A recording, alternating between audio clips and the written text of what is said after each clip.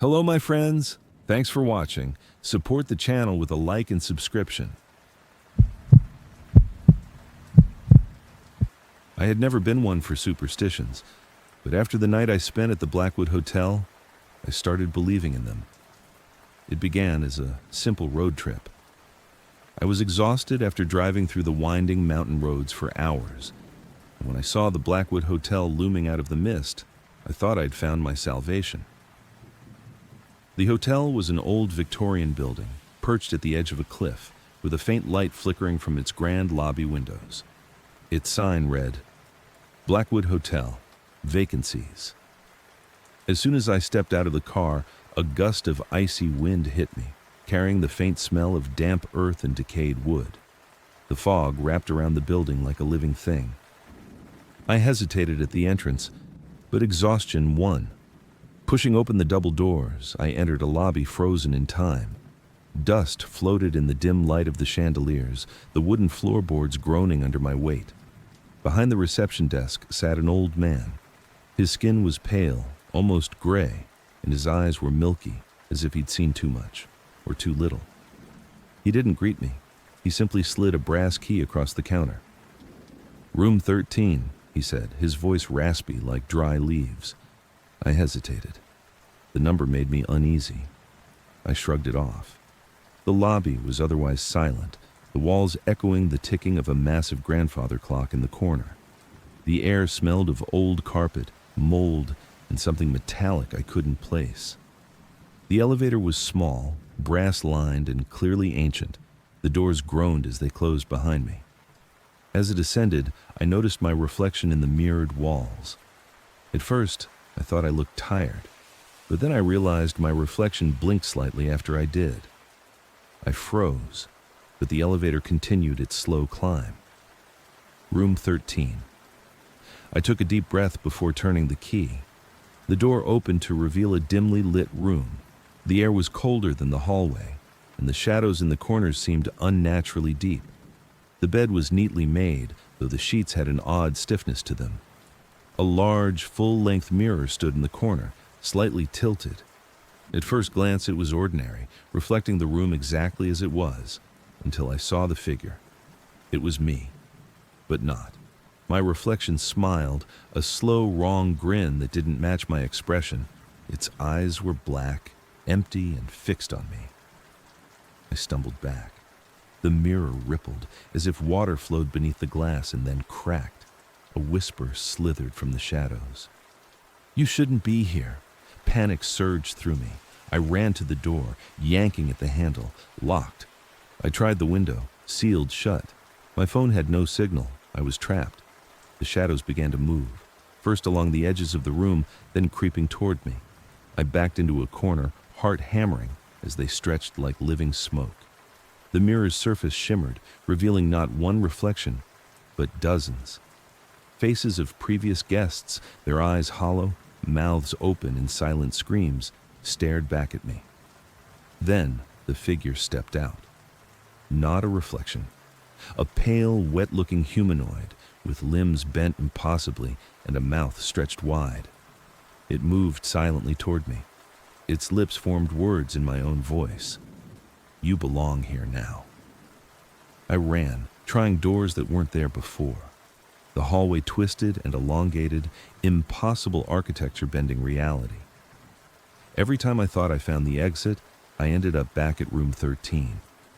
Hours passed, or was it days? Time seemed meaningless. The whispers grew louder, filling my mind, telling me things no human should know. Secrets about the hotel, about guests who had checked in and never left.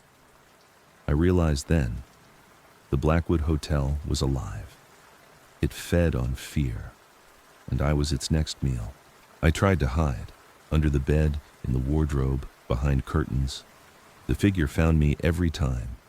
Its face reflected my own terror, and it whispered constantly, "You cannot leave." The old man appeared again, this time standing at the end of a hallway that hadn't existed before.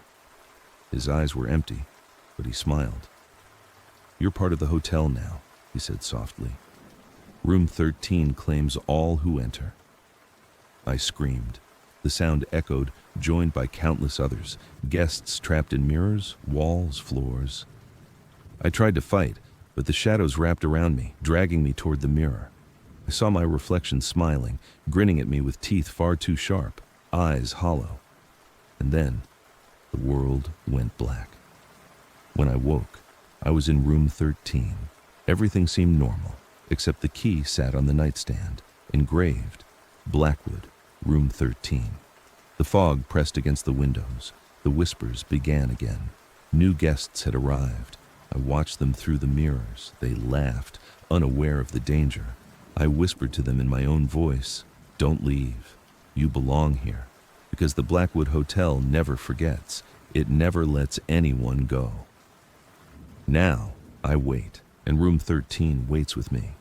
The mirrors shimmer, the shadows stretch, and the next guest approaches.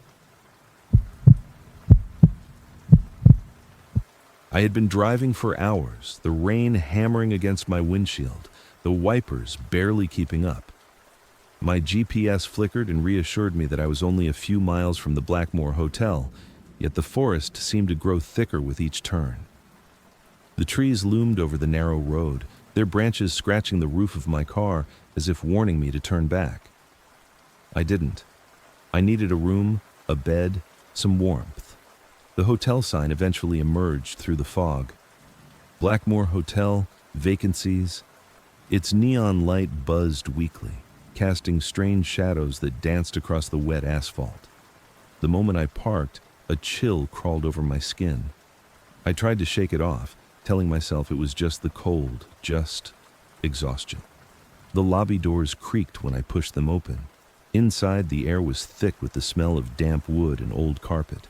The chandeliers swayed slightly, though no wind stirred the still air. The floorboards groaned beneath my shoes, echoing through the cavernous space. Behind the reception desk sat an old man. Pale, almost translucent, he looked like he had been there for centuries. His eyes, milky gray, seemed to pierce right through me. "Room 412, he rasped, barely looking up from a ledger. "Key." I accepted the key with a nod. The lobby felt colder than outside. I didn't hear another guest, not a single sound, except the ticking of a massive grandfather clock in the corner. Something about it was off. The pendulum swung erratically, almost as if keeping time to a rhythm I couldn't hear. The elevator was old brass, the doors scratched and worn. As I rode to the 4th floor, the lights flickered. The reflection in the elevator walls seemed wrong. My face stretched in ways it shouldn't, my eyes darker than usual. I tried to ignore it. Room 412. I hesitated at the door, the key trembling in my hand. I opened it. The air was icy, my breath fogging immediately. The room looked normal at first glance, a large bed, antique furniture, faded curtains. But the shadows clung too tightly to the corners, the floor creaked under invisible weight, and the mirror in the corner didn't quite reflect reality. I set my bag down and tried to relax. I had a story to tell myself. It's just an old hotel, nothing more. But the moment I sat on the bed, I heard it, a soft tapping from the corner of the room. Tap, tap, tap. I turned toward the mirror. My reflection blinked, but it shouldn't have. I hadn't. My own eyes were wide, my skin pale, yet the figure in the mirror was smiling. Not a polite smile, a wrong smile. Its lips stretched too wide, and its eyes were black voids. I stumbled back. The tapping stopped. Silence filled the room like thick water. I tried the door, locked. The key wouldn't turn. A whisper slithered across the room. "You shouldn't be here." I tried to scream, but only a faint sound escaped. The shadows began to move. Slow at first, crawling along the floorboards like liquid, then faster, stretching up the walls. The temperature dropped, my breath visible, misting before me. I backed toward the bed, trying to collect my thoughts. The mirror began to ripple, like water disturbed by wind. Faces emerged, guests who had come before me, their eyes hollow, mouths open in silent screams. They reached toward me, fingers long and twisted. I stumbled, tripping over the rug, and the mirror cracked. A figure stepped through, not a reflection, wet, pale, humanoid, but wrong. Its movements were jerky, unnatural. "You belong here," it hissed in my own voice. I ran to the window. It was sealed shut. The room itself shifted around me. Hallways stretched into infinity. Doors appeared where none should exist. I tried to open them.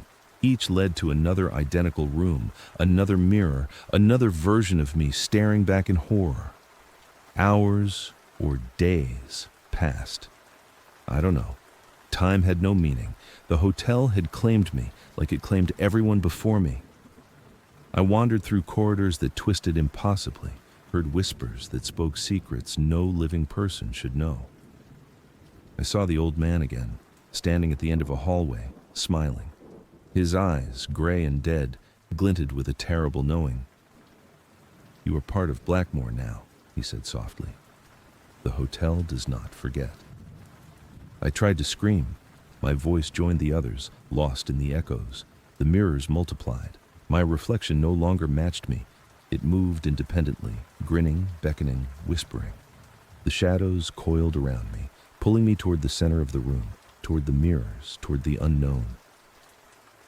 I don't know how long I've been here. Maybe minutes, maybe years. The corridors loop endlessly. I can hear the new guests arrive, their footsteps, their laughter, their fear. I watch them through the mirrors. They always come alone, seeking rest, warmth, anonymity. And I whisper to them, my voice among many, "Don't leave. You belong here." The Blackmore Hotel never closes. It never forgets. And it will always claim its next guest. Sometimes in the quiet moments, I catch glimpses of myself in the mirrors, hollow eyes, twisted grin. And I know, one day I'll step out fully. Step into a guest, step into the hallway, step into a new soul. But for now, I wait. I wait in room 412 because the hotel will never let me leave. And if you ever see the Blackmore Hotel, don't check in. I should have turned around the moment I saw the Ravencrest Hotel. The building rose from the fog like a black monolith, its Gothic architecture warped by years of neglect. I was tired, cold, and had been driving for almost 10 hours. But there was something about the way the sign flickered in and out. Ravencrest Hotel, vacancies, that made me hesitate. My GPS insisted this was my stop for the night. I shouldn't have argued with it. Parking my car in the cracked lot, I noticed the wind had fallen completely silent. No trees rustled, no birds called. Even the fog seemed to pause as I approached the entrance. The double doors groaned when I pushed them open, revealing a lobby frozen in a past century. The carpet was threadbare, dust coating the edges. Heavy, faded velvet curtains hung limply, their colors dulled to gray. Behind the desk sat a man who looked older than anyone should live to be. His skin was pallid, almost wax-like, and his eyes were pale gray, as if cataracts had eaten them alive. He didn't greet me. He simply extended a skeletal hand, and from it dangled a brass key. "Room 606, he said, his voice dry, like leaves breaking underfoot. I swallowed. Something about his gaze made me uneasy, but I nodded and took the key. The lobby was silent, except for the tick of a large wall clock that sounded impossibly loud.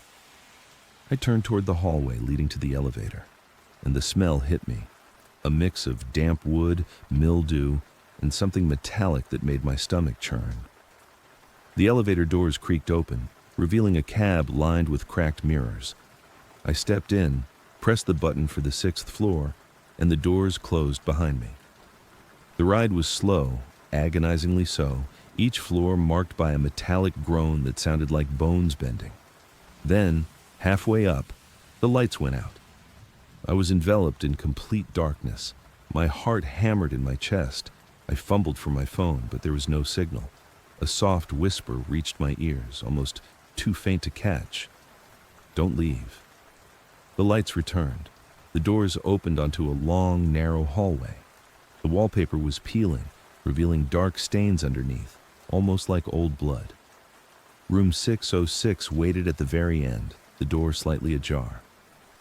I should have run when I saw it. I should have. But curiosity, or maybe stupidity, drove me forward. Inside, the room looked empty at first. A large canopy bed dominated the space, the sheets yellowed with age. Dust covered the furniture like a blanket. In the corner stood a full-length mirror, slightly tilted. At first glance, it was just a reflection of the room, until I saw a movement. I froze. My reflection wasn't mimicking me. My reflection was smiling, and not in a friendly way. Its lips stretched too wide, revealing teeth too sharp to be human, and its eyes, hollow black pits, stared straight into mine. I stumbled back. The mirror rippled like water, and a cold, wet hand shot out, grasping for me. I slammed the door shut, fumbling to lock it, but the key wouldn't turn. The handle shook violently in my hand. Behind the door, I heard whispers, low and malicious, saying my name over and over. The hours, or was it minutes, passed like a fever dream. I tried everything, screaming, pounding on the door, even climbing out the window. The window refused to budge. The room felt alive, walls breathing, shadows stretching toward me. And the mirror. It wasn't just a mirror anymore. Faces appeared within it, dozens of them twisted in terror, their mouths open in silent screams.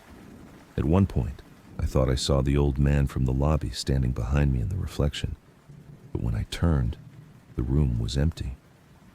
Only the mirror remained, rippling, calling to me. I tried to sleep, convinced that daylight would save me. But I never slept. Every time I closed my eyes, I was awake in the same room, same cracked mirror, same suffocating air. The hotel had trapped me in a loop, feeding on my fear. Something broke through the mirror one night. A figure, wet, pale, and humanoid, but wrong in every way, stepped into the room. It moved unnaturally, its joints bending backward, its mouth opening wider than any human should. It whispered in my voice, "You can't leave." I ran for the door, throwing my body against it, but the hallway was gone. The walls twisted around me, forming corridors that weren't there before. Each door I tried opened to another room identical to mine. The mirror was always there, and the figure always behind it, smiling. I realized with horror that the hotel was alive. It was feeding. Each guest became part of it, trapped forever in its corridors, in its mirrors. The whispers grew louder, surrounding me, until I couldn't tell which voice was mine. Days, or maybe years, passed. I no longer knew. I wandered the hallways, always returning to room 606. The mirror's surface shimmered constantly, showing me faces of past guests, their expressions frozen in terror. Sometimes they tried to reach out, screaming silently. I wanted to scream back, but no sound escaped. And then, one day, or night, the old man appeared in the hallway.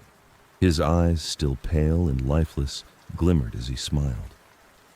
"Room 606, he said softly. "You belong here now." I understood. I was no longer just a guest.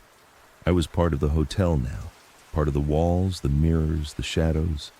The hotel had claimed me, and it would never let me go. Somewhere deep in the corridors, new guests arrived. I watched them from the mirrors, their reflections perfect, until the hotel took them. I saw them screaming as they became part of the walls, the floors, the shadows, and I knew my voice would whisper to the next victim, "Don't leave. You belong here." Now, I wait. I wait for the next traveler seeking a warm bed, a roof over their head, and I smile behind the mirror, my teeth too sharp, my eyes hollow, ready to welcome them to room 606, because the Ravencrest Hotel never forgets a guest. It never lets anyone leave. I've always loved hotels. There's something intoxicating about stepping into a lobby that's not your own, about the temporary anonymity of a room that belongs to no one else but you. Or so I thought. It was late November when I drove up the winding road to the Hollow Creek Hotel. The GPS insisted it existed, but the deeper I went into the fog-choked forest, the more I wondered if it was a mistake. The hotel's neon sign flickered weakly through the mist. Hollow Creek Hotel. Welcome. Its glow was sickly, pale yellow, like a candle struggling to stay lit. I parked and stepped out, the cold hitting me instantly. The fog rolled around my ankles, thick and wet. I clutched my coat tighter and approached the entrance. The double doors creaked as I pushed them open, revealing a lobby frozen in time. Dust motes swirled in the weak light of the chandeliers, and the air smelled of mildew, old wood, and something metallic I couldn't place. A man sat behind the reception desk. He was older than I expected, maybe in his 70s, but his pale, almost waxy skin made him look far older. He didn't smile. His eyes, a milky gray, fixed on me with an unsettling intensity. "Room 314, he said without lifting his head. "Key." I hesitated. The lobby was empty except for him. No staff, no guests, not even a sound besides the distant hum of the heating system, or was it something else? But the key was cold in my hand as I left the desk. The hallway to the elevator was narrow, lined with faded wallpaper, the colors of which had long since turned into indistinguishable shades of gray. The elevator doors were brass but tarnished, and when I pressed the button, they opened slowly with a groan that sounded almost alive. Inside, the elevator smelled of iron and damp earth. I pressed the button for the 3rd floor, and the doors closed. The ride was slow, too slow. The floor indicator barely moved, even though the elevator made noises that sounded like scratching from the walls themselves. Then, the lights flickered out. I was plunged into darkness. My heart slammed. I pressed the emergency button, nothing. Just a low, almost imperceptible whisper brushing against my ear. "You're here now." When the lights returned, I was at the 3rd floor, room 314. I swore I felt a breeze brush past me as I approached the door. The key fit with a stiff click, and I stepped inside. The room was everything I feared and more. Victorian furniture coated in dust, heavy curtains blocking the windows, and a mirror that leaned slightly to one side. At first glance, it was just a mirror. But then I caught movement. Not my movement. I was standing perfectly still, but shadows. Dark shapes stretching and twisting behind the glass. I shook my head, telling myself I was tired. I'd been driving for hours.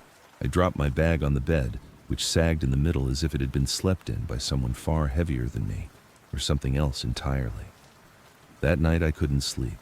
Every floorboard creak, every groan of the old building sounded amplified in the silence. Around 2:30 a.m. I heard it, a soft tapping, not at the door, but at the mirror. I froze.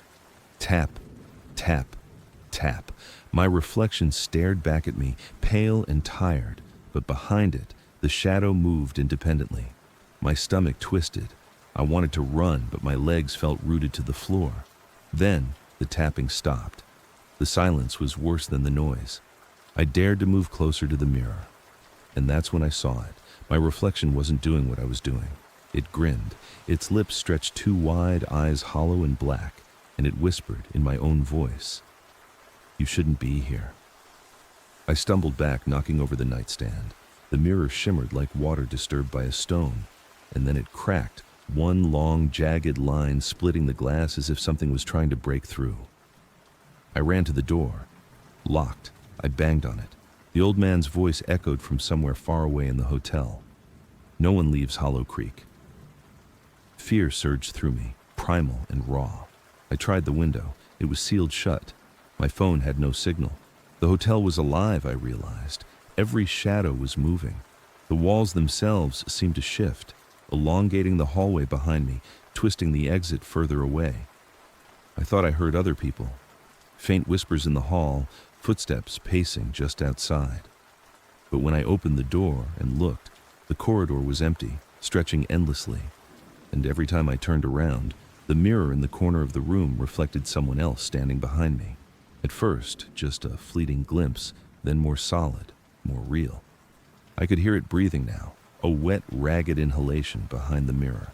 I tried to smash it, but my hands passed through it like water. And then I realized they weren't reflections. They were past guests, trapped here, always part of the hotel now. Panic overtook me. I ran from room to room, trying doors, screaming, banging on walls. The hotel shifted around me. Corridors twisted into impossible angles. Stairs led to nowhere. And always, always the whisper, "You belong here now." Finally, I collapsed in a hallway, gasping. The floor beneath me seemed to pulse like a heartbeat. Then I saw it, the lobby again, through a doorway that hadn't been there before. The old man sat behind the desk, smiling now, his eyes still milky but glinting with something sinister. "Room 314, he said. "We've been waiting for you." I tried to back away.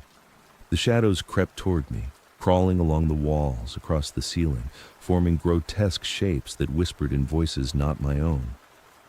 I ran, but wherever I ran, I always ended up back in that same hallway. And then the mirror appeared, upright now, the cracked edges gleaming in the dim light.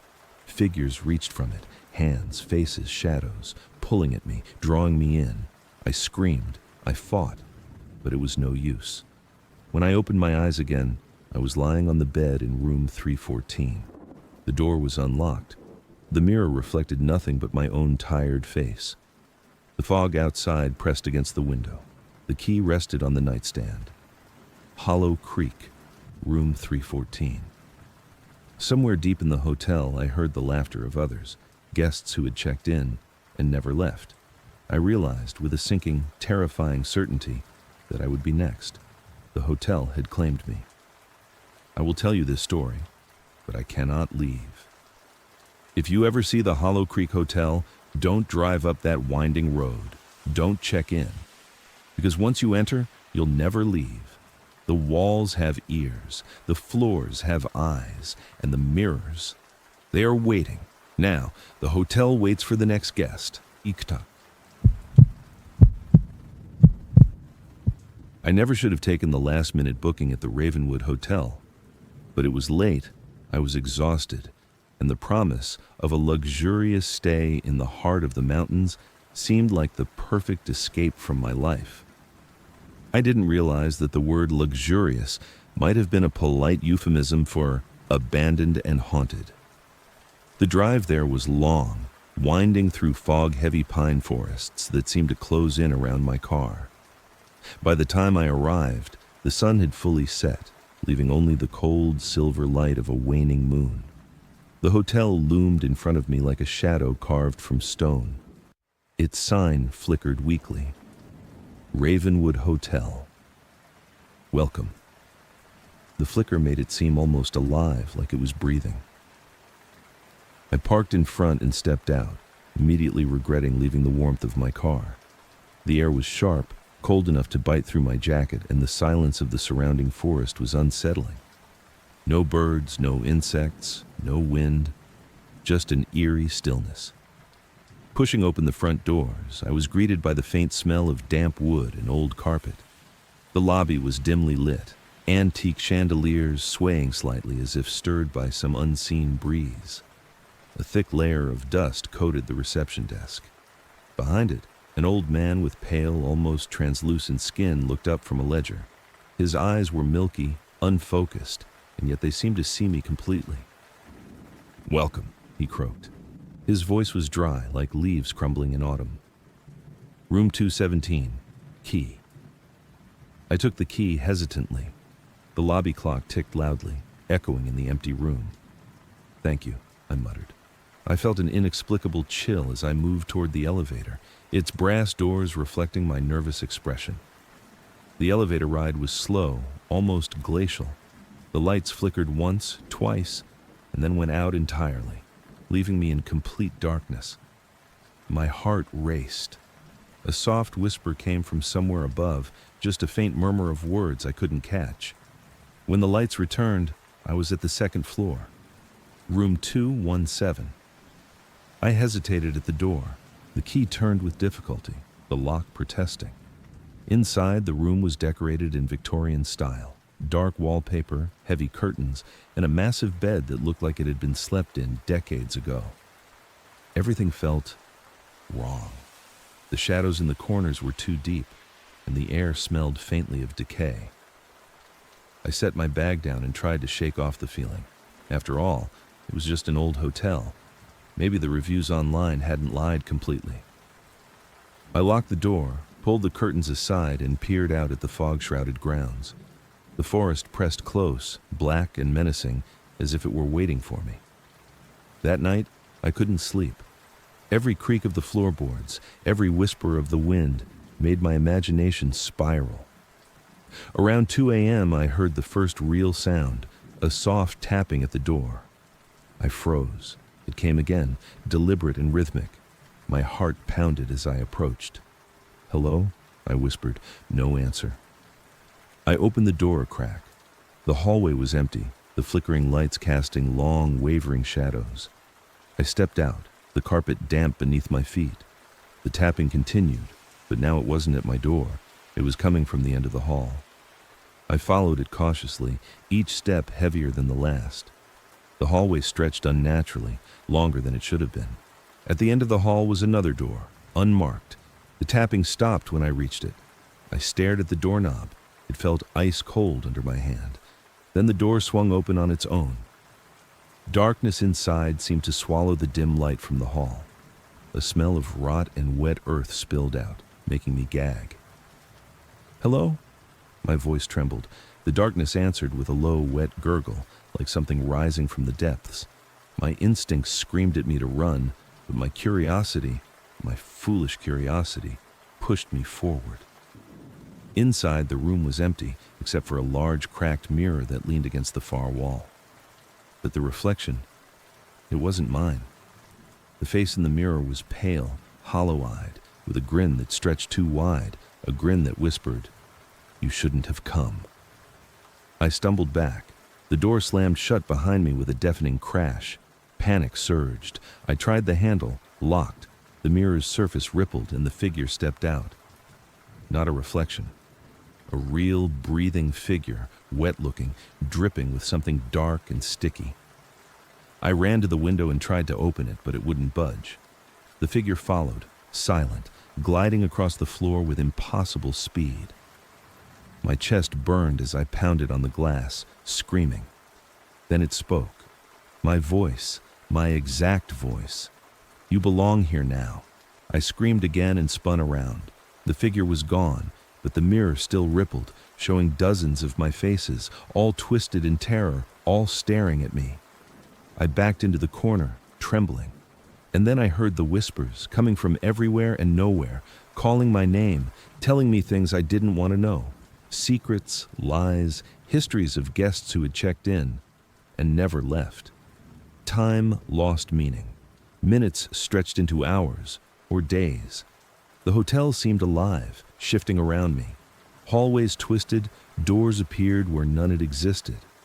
Every time I tried to leave, I found myself back at room 217, the mirror waiting, patient. I realized I wasn't the first to see this, and I wouldn't be the last.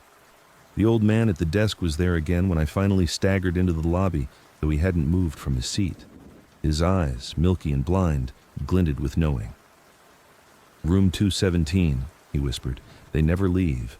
Only new guests arrive." I wanted to run. I had to run, but the exit doors slammed shut before I could reach them. A laughter, high-pitched, echoing, inhuman, filled the lobby. Shadows stretched from the corners, coiling around me. My limbs froze. My screams became part of the laughter. And then the world went black. When I woke, I was in room 217 again. The bed was neatly made, the curtains drawn. The mirror stood in the corner, unbroken, silent. The fog outside the window pressed close once more. I touched my face in the reflection and screamed. Another guest had checked in. The key to the hotel sat on the nightstand, engraved, Ravenwood, room 217. I never wanted to leave, but I knew I couldn't. The hotel had claimed me, just as it claimed everyone before me. I had become part of its endless looping nightmare. And somewhere, deep in the shadows, the old man smiled. Because at the Ravenwood Hotel, you never check out. If you enjoyed this, show some support with a like and subscription.